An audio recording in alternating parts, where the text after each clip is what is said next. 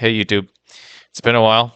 I'm trying not to be a stranger. A lot has happened in my life and in the world, and obviously, I try to make the YouTube channel a priority sometimes, and inevitably it just falls into the background because there are just more important things than putting out videos on YouTube.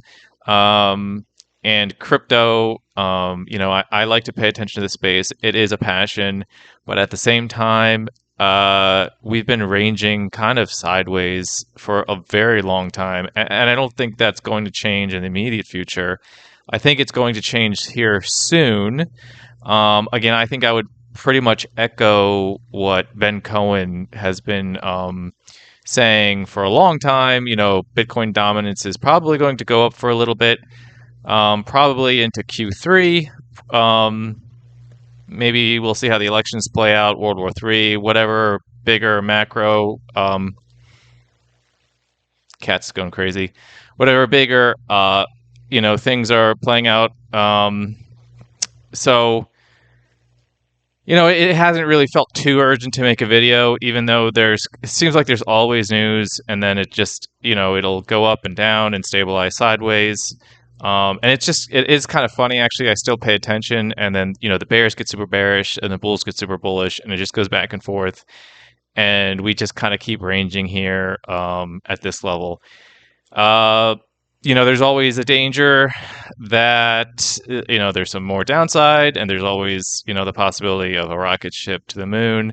I probably wasn't around to comment on Trump speaking at the Bitcoin conference, which was honestly a pretty big deal. I'm surprised the markets didn't react more. If I had to say one thing to touch on that I wasn't able to cover in my time away, it would be that Trump, a former U.S. president, a current candidate for presidency, announced that he wants to make Bitcoin a part of the strategic reserve, similar to oil. That's almost a Bitcoiner's wet dream. I mean, that's short of saying we're going to have Bitcoin back the US dollar. If you had told me this 5 years ago, I probably wouldn't have even believed it. It is amazing the strides that we're making for adoption, and especially in the face of the adversity that the current regulatory regime has been choke point 2.0, and it is good to see a lot of the court cases working out in a favorable manner.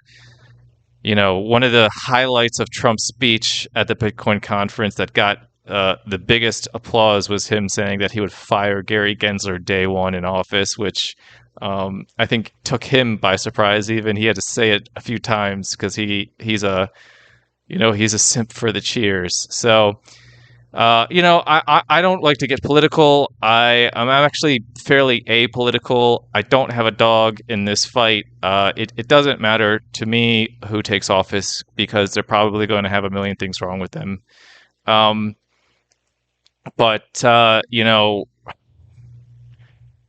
It is just it's not who takes off. Just even having said that, even if he doesn't get into office, even if he doesn't do it when he's in office, because he can make promises and then fall through on them.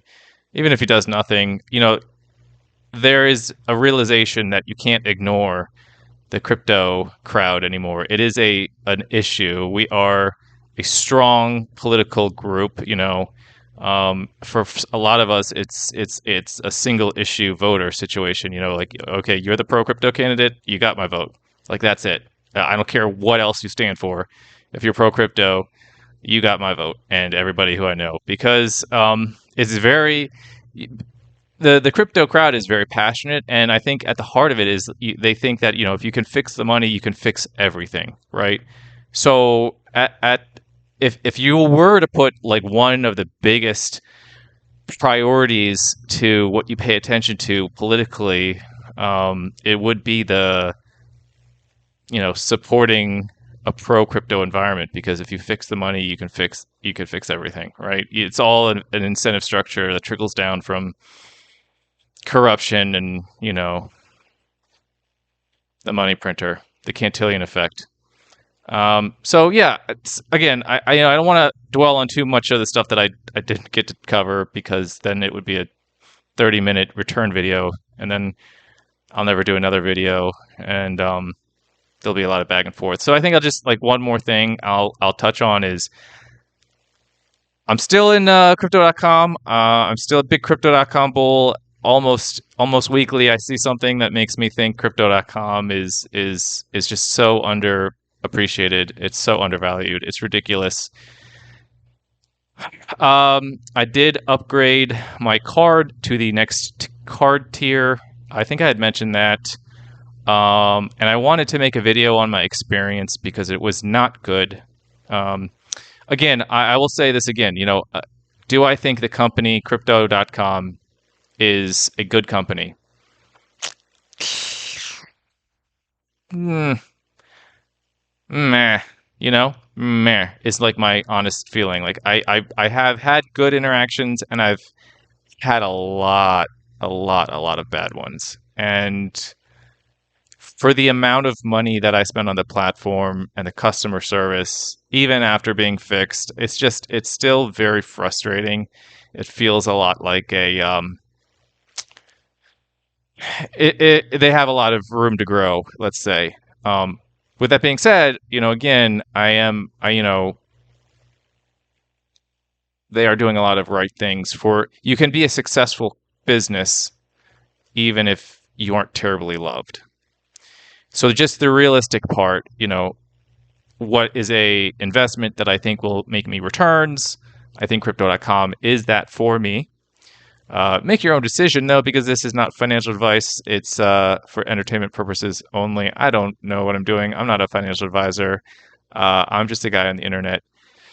With that being said, so I upgraded my card, and I've been a little hesitant on, like, whether or not I wanted to really, how thoroughly I wanted to document this or make a video on it. I think I will make a video on it uncomfortably. I just don't like to put out, like, I don't like to put out too much of what I hold and what as my crypto portfolio.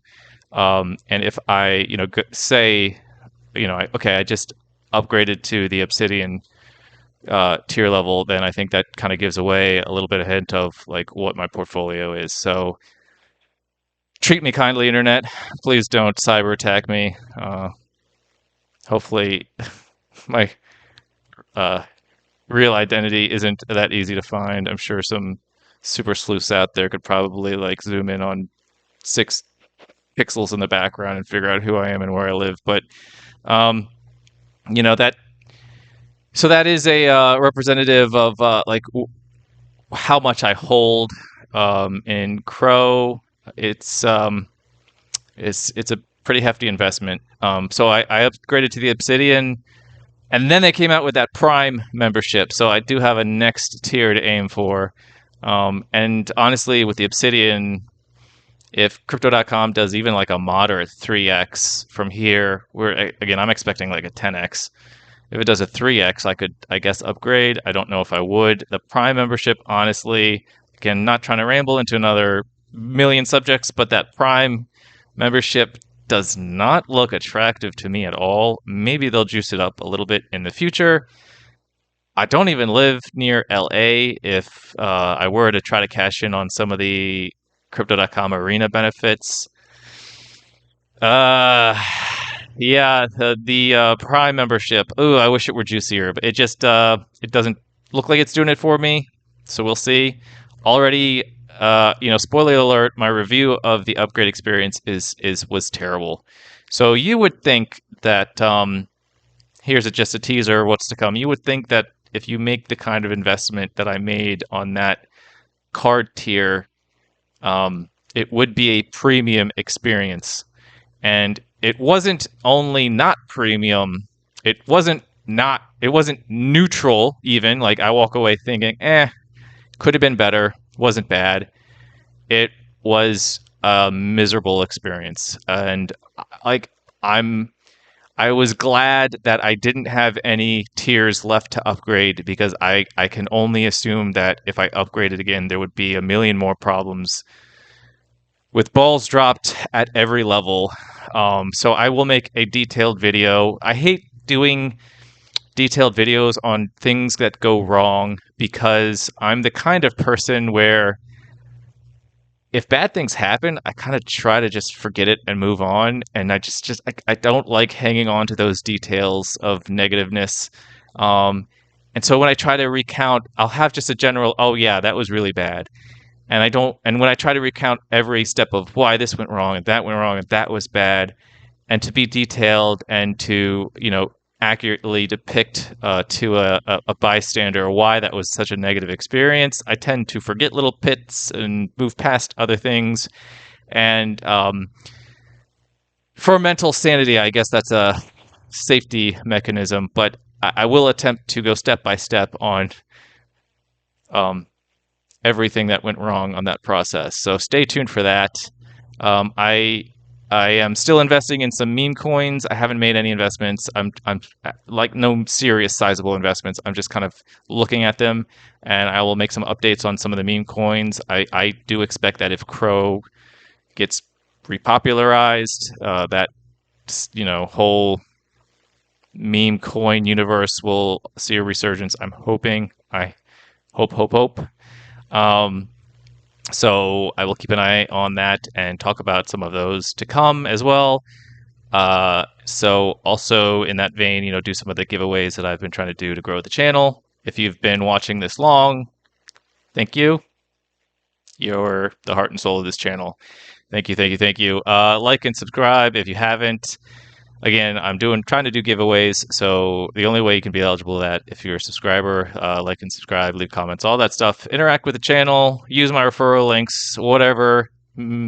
Make me go crazy on the algorithm so we can be a popular channel. No hate on anyone who covers Crow out there, but I'm not in love with most of the influencers that cover Crow. Specifically one that I can think of that has an accent, but we won't go there. And that's not a dig on having an accent. It's just I'm identifying him very easily. He's like the only one out there. So, yeah, that being said, stay tuned. There's more to come.